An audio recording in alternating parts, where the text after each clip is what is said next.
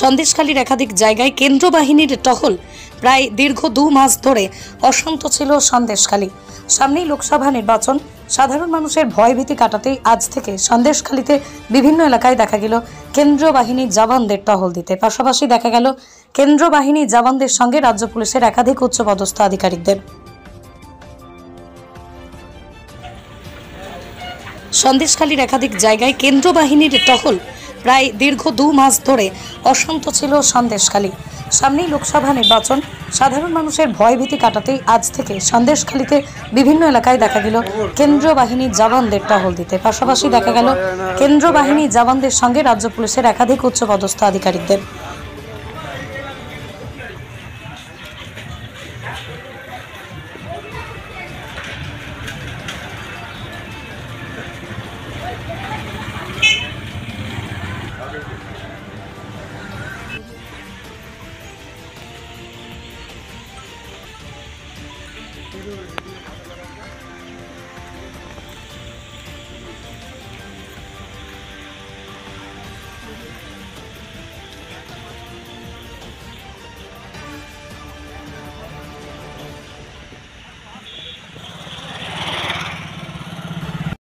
একাদশ, দ্বাদশ ও BA pass কোর্সের আর্টস বিষয়ে নির্ভরযোগ্য প্রতিষ্ঠান।